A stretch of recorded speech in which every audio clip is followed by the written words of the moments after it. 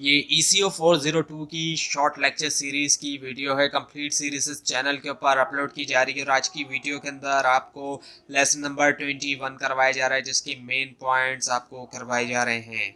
So theory of cost continue है और सबसे पहले इसमें production with two output economies of scope. So economies of scope जो है वो एग्जिस्ट करता है जब एक फर्म जो है वो प्रोड्यूस कर सकती है मल्टीपल गुड्स या सर्विसेज ज़्यादा एफिशिएंटली इसके मुकाबले में कि अगर वो प्रोड्यूस करे हर गुड्स या सर्विस को सेपरेटली। और ये इस वजह से होता है कि फर्म जो है वो शेयर कर सकती है उसके रिसोर्सेज, जैसे कि लेबर, कैपिटल, टेक्नोलॉजी जो है डिफरेंट प्रोडक्ट्स के लिए।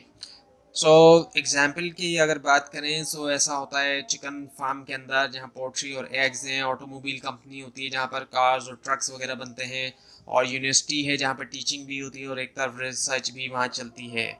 उसके बाद है फिर advantages of joint production. Joint production के क्या क्या एडवांटेजेस होते हैं। अब यहाँ पर एक तरह से एग्जाम्पल जो है वो है ऑटोमोबाइल कंपनी की जो प्रोड्यूस कर रही है कार और ट्रैक्टर। पहला जो उसका एडवांटेज है वो ये है कि बहुत यूज़ कैपिटल एंड लेबर। इसका मतलब ये है कि जो फर्म है वो यूज़ कर सकती है, वो शेयर कर सकती है उसकी जो लेबर फोर्स है और जो कैपिटल इक्विपमेंट है दोनों प्रोडक्ट लाइन के लिए। और इससे क्या होगा कि रिड्यूस होगी कॉस्ट और इम्प्रूव होगी एफिशिएंसी। उसके बाद ये कि firm share management resources.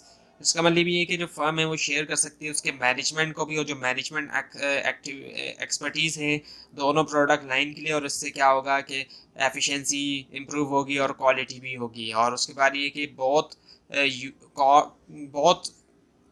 Use the same labour skills and type of machinery. Company जो है फर्म जो है वो ट्रेन कर सकती है उसके वर्कर को कि वो प्रोड्यूस करें दोनों कार और ट्रैक्टर भी। और उससे क्या होगा कि रिड्यूस हो सकेगी कॉस्ट और इम्प्रूव होगी एफिशिएंसी। उसके बाद है फिर प्रोडक्शन। फर्म को लाजमी जो है वो चूज़ करना होगा कि कितना जो है हर गुड का या सर्विस का प्रोड्यूस किया जाए ताकि मैक्सिमाइज़ किया जाए प्रॉफिट को, और या फिर कि अचीव किया जाए कोई दूसरे ऑब्जेक्टिव। सो ये जो डिसीजन होता है ये अक्सर कॉन्स्टेंट होता है फर्म के रिसोर्सेज की वजह से, जैसे कि बजट है, प्रोडक्शन कैपेसिटी और लेबर फोर्स है। एक प्रोडक्शन ट्रांसफॉर्मेशन कर्व है जो कि एक ग्राफ है, शो करता है डिफरेंट कॉम्बिनेशन दो गुड्स या सर्विसेज के जो कि एक फर्म प्रोड्यूस कर सकती है गिवन अमाउंट ऑफ रिसोर्सेज के साथ।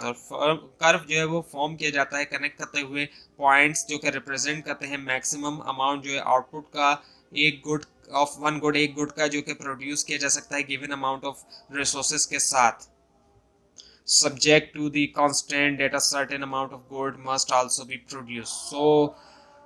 उसके बाद है फिर changes in cost, the learning curve। Learning curve जो है वो डिस्क्राइब करता है कि कैसे फर्म जो है वो बन सकती है ज़्यादा एफिशिएंट प्रोड्यूस करने में किसी चीज़ को। जैसे जैसे वो उसको ज़्यादा बनाती है यानी कि ज़्यादा बनाएगी तो वो ज़्यादा एफिशिएंट बनेगी।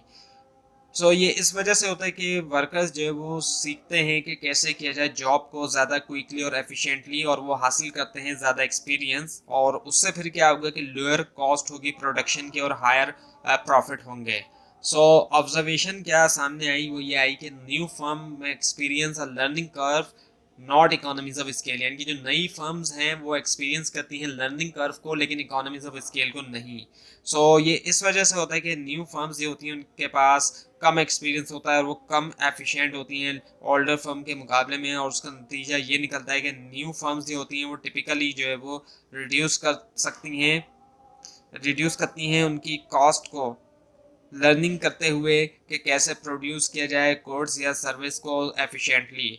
जबकि न्यू फर्म जो है वो नहीं ले सकेंगी जो एडवांटेज होता है इकोनॉमीज ऑफ स्केल का, क्योंकि उन्होंने जो है वो प्रोड्यूस नहीं किया होता एनफ आउटपुट के वो बेनिफिट ले सकें इकोनॉमीज से। इसके मुकाबले में जो ओल्डर फर्म है उनके पास रिलेटिवली स्मॉल गेन होता है लर्निंग से, क्योंकि जो ओल्डर फर्म होती है वो ऑलरेडी उनके पास गेन होता है, मतलब उन्होंने हासिल किया होता है बहुत सा एक्सपीरियंस और वो ऑलरेडी जो है वो रिलेटिवली एफिशिएंट हैं।